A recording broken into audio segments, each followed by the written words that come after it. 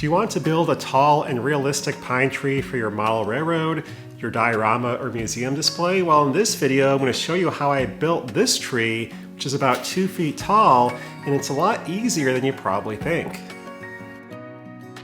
Okay, so before I go into how I actually built this tree, no, back over here, we're not looking at why I'm packing the 2x4 foot end scale project layout into a shipping crate. That's a different video, not today. Today, we're talking about this pine tree. So anyway, this pine tree is pretty straightforward. Basically, all it is a piece of basswood that I've added a thicker piece of balsa wood around the bottom to fill it out a little bit.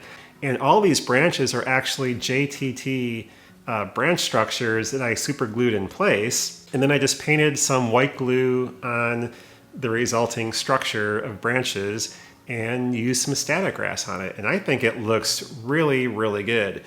And before we get started, I do want to thank the current members of the channel. I did a startup channel membership, so if you want more behind the scenes content, want to get content a little bit faster, or just want to help support the channel, you can check out the channel memberships that I do now offer.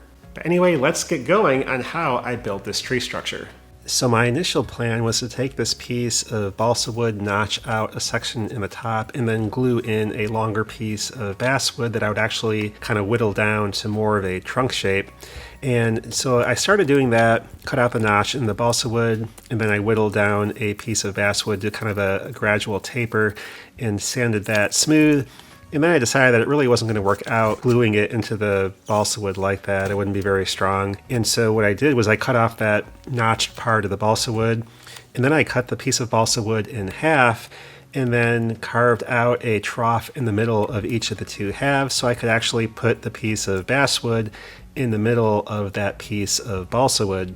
So once I had everything fitting correctly, I just put glue in there in the two halves of the balsa wood, pushed everything together, and wrapped it in tape to kind of clamp it while the glue dried.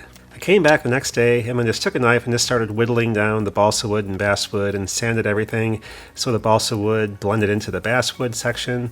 And I had a general gradual taper towards the top of the tree. Notice I did leave an inch or two of basswood extending past the balsa wood on the bottom end to serve as a pin that I could insert into the scenery to help hold the tree up. Once I had the taper the way I wanted it, I took a saw and just kind of slid that along the length of the tree trunk to give it some general bark texture. Then I took some brown wood stain and stained the entire trunk of the tree.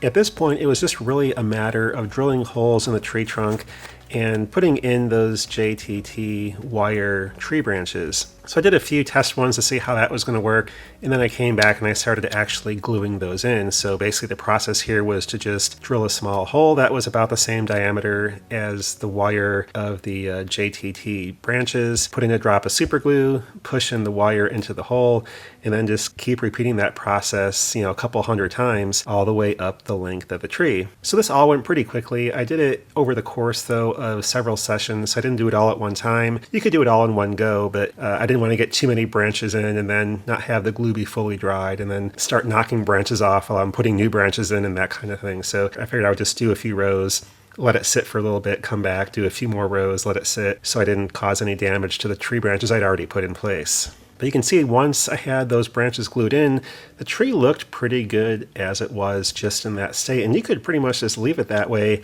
and be done. Now the only issue I had here was at the very end. I ran out of the tree branches, so I couldn't put any at the very top. So first I just tried adding some glue and some ground foam. That didn't look very good. So what I did was I cut off the top of the tree, that last inch or so, and then I drilled a hole in the top and I just stuck in another small evergreen tree that I had and then covered that with paint and ground foam. So the next step here was to paint all of the wires from those JTT branches. The color is pretty light, didn't match the color I had on the trunk, so I just mixed up a bunch of paint, grays and browns, to get a color that was pretty close to what I had for the tree trunk color that I had stained the tree with.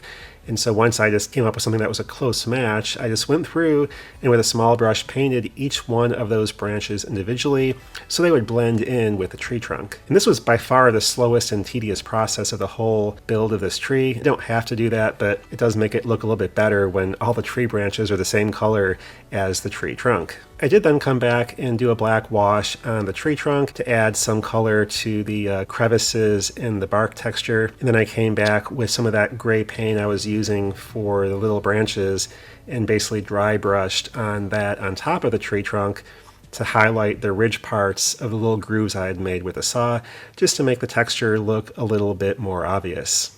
The last thing I did was to make some dead branches, and that was a pretty simple process. I just took a section of wire, stripped off the insulation, folded the wire piece in half, twisted it together, and then kind of just had the ends kind of splayed out at the end. And then I just drilled another hole for each of those two branches and glued those in place on the bottom of the tree. Of course, those were just copper colored, so I did have to come back and mix up some more paint and paint those pieces of wire to, again, match the overall color of the other tree branches and the tree itself. And while I was doing that, I touched up a few of the other areas where I had missed different sides of the tree branches, up the length of the tree, and any other areas that looked like it needed some touch up. Because it's kind of hard to get the paint to stick well to the copper, I did have to come back and do a second coat.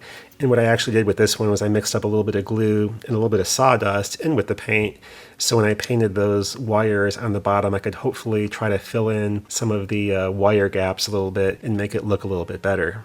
So the last step in this process was just to paint on white glue on the entire tree and then add the static grass. So I took some regular full-strength white glue. I did dilute it slightly so it would be a little bit easier to paint on. And then once I had a section of the tree painted with the glue, I just took some green static grass. That was about the same color as the ground foam on the tree branches. So I just applied the static grass over this plastic container that the JTT branches came in so I could capture all the static grass that missed the tree and then put it back in the hopper so I didn't have to lose any.